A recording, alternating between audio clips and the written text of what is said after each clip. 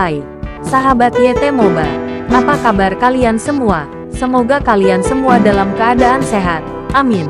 Sebelum melanjutkan ke ceritanya, jangan lupa tinggalkan like, komen, dan subscribe. Karena dengan like dan komentar kalian, yang semakin membuat admin semangat mengupload lanjutan ceritanya.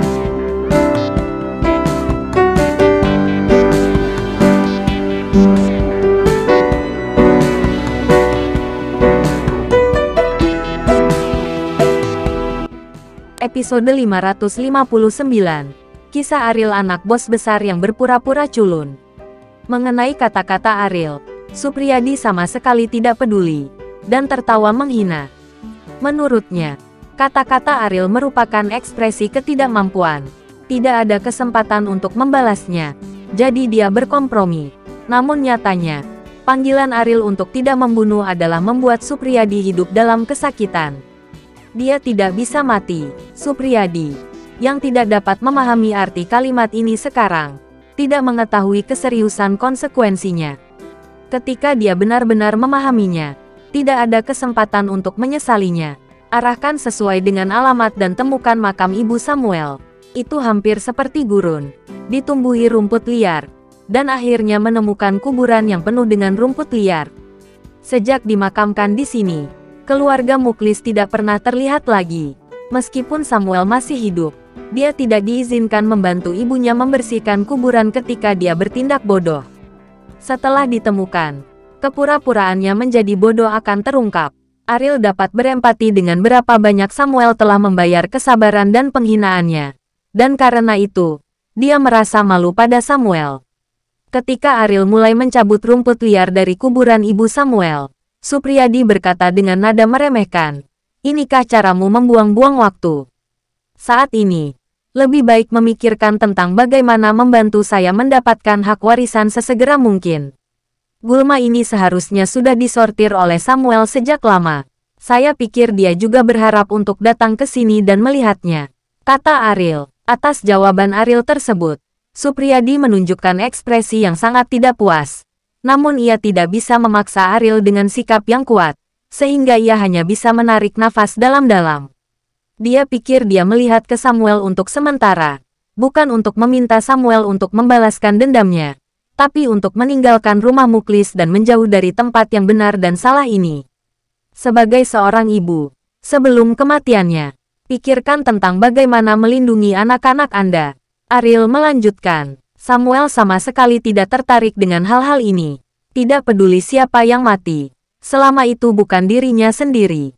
Di mana tubuh Samuel? Ariel tiba-tiba berbalik dan bertanya pada Supriyadi. "Saya akan segera menyuruh seseorang untuk memindahkan jasadnya. Saya mendengar bahwa itu telah dimakan oleh tikus. Saya tidak tahu apakah Anda bisa menerimanya," kata Supriyadi sambil tersenyum. Ariel mengangguk ringan dan berhenti berbicara. Setelah selesai membersihkan makam Ibu Samuel, Ari menggali makam lain di sampingnya. Tidak butuh waktu lama bagi jenazah Samuel untuk diangkut. Samuel, yang dipukuli sampai mati karena kekacauan, menderita dan tidak normal, memar, bercak mayat, noda darah, pembusukan, dan segala macam faktor yang membuat perutnya mual. Supriyadi hanya melihatnya sekilas dan muntah. Ariel hanya menghela nafas, tidak tergerak oleh bau anyir yang keluar dari hidungnya. "Aku tidak menyangka membiarkanmu mengatakan yang sebenarnya akan menyakitimu. Tetapi kamu dapat yakin bahwa aku telah membalas dendam ini. Jika Anda masih merasa itu tidak cukup, datang saja di mimpiku, dan saya pasti akan memenuhi semua keinginan Anda," Ariel berkata dengan ringan, lalu melepas bajunya. "Apa yang sedang kamu lakukan?" Supriyadi bertanya pada Ariel dengan bingung. Orang ini tidak memiliki pikiran yang tidak normal. Ini adalah tubuh yang busuk. Biarkan dia pergi dengan tenang, kata Ariel. Mengenakan pakaiannya untuk Samuel, Ariel dengan hati-hati memindahkannya ke dalam kuburan. Supriyadi tampak lebih menghina setelah melihat adegan ini, dan bahkan memperlakukan Ariel sebagai seorang neurotik. "Semuanya sudah gak ada. Apa yang dapat Anda lakukan jika Anda mengenakan setelan brokat dan giok untuknya?" Benar-benar gila. Supriyadi tidak bisa memahami perilaku Ariel. Menurutnya, ini adalah perilaku yang sakit. Orang-orang yang tidak berada pada frekuensi yang sama, Tidak ada gunanya mengatakan lebih banyak. Jadi Ariel tidak repot-repot menjelaskan hal ini kepada Supriyadi. Setelah memakamkan Samuel, Ariel berlutut ke samping dan berkata kepada Ibu Anwar yang putus asa, "Kemarilah, bersujud, dan minta maaf kepada mereka berdua. Anda orang asing. Anda tidak memenuhi syarat untuk memerintahkan saya." Ibu Anwar tidak memiliki tatapan di matanya. Dia telah mencapai titik di mana dia hampir ketakutan. Tetapi secara tidak sadar, dia masih berpikir bahwa Ariel lebih rendah dan tidak memenuhi syarat untuk berbicara dengannya seperti ini.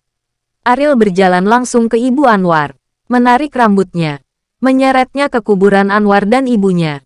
Mendengarkan teriakan Ibu Anwar, Supriyadi tidak tahan. Meskipun orang ini cukup penurut ketika diancam, tetapi ketika dia bangkit, dia benar-benar kejam.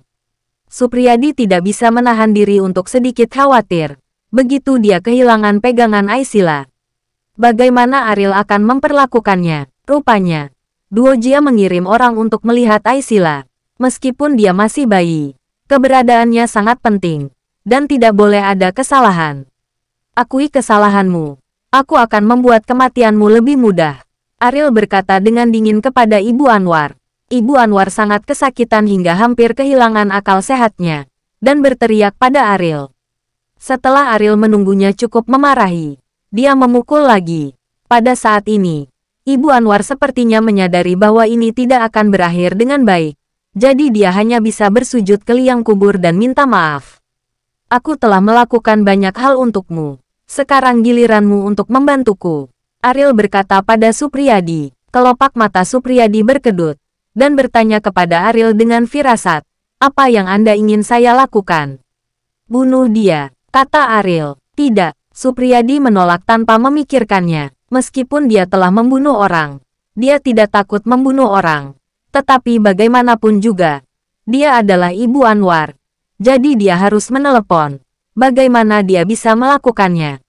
"Apa? Di depan calon patriark? Adakah yang tidak bisa Anda lakukan?" Ariel berkata dengan ringan. Supriyadi bertanya-tanya, apakah membunuhnya ada hubungannya dengan mendapatkan hak untuk mewarisi patriark? "Tentu saja itu penting. Apakah saya bahagia atau tidak itu sangat penting.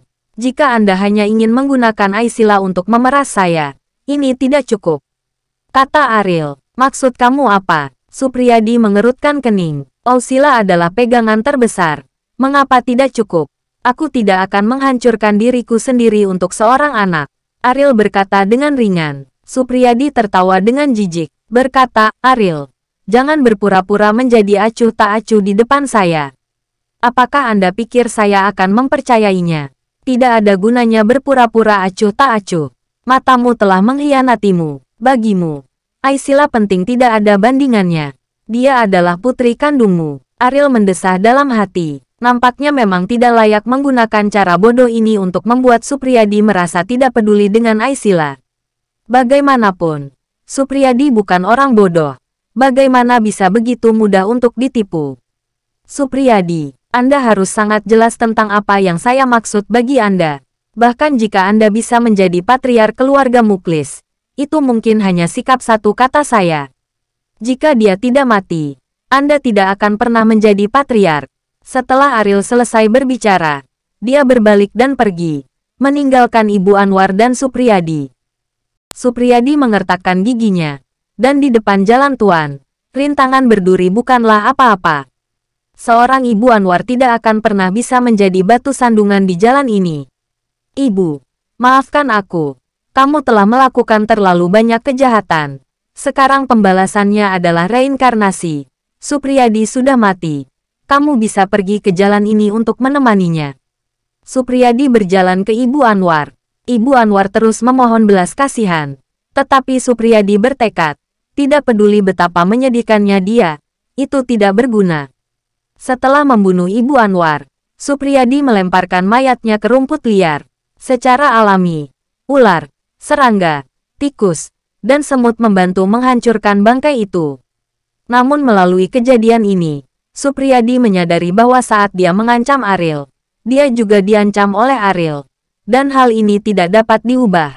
Karena jika dia ingin menjadi kepala keluarga Muklis, harus dia miliki mengandalkan bantuan Ariel. Tapi dia tidak bisa mengubahnya. Tapi dia bisa memikirkan cara untuk memperbaiki diri.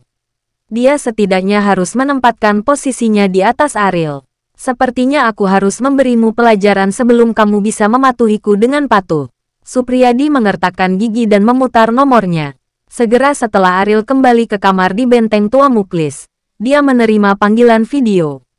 Dalam foto tersebut, Aisila tampak sangat tidak nyaman. Dia menangis sepanjang waktu, dan ekspresinya juga menunjukkan rasa sakit. Saat ini, Ariel hanya mendengar suara seorang pria yang berasal dari video call. Tubuhnya sangat rapuh. Saya hanya memberikan pukulan ringan. Saya tidak berharap dia mengalami patah tulang. Apakah Anda ingin membawa saya ke rumah sakit? Bersambung.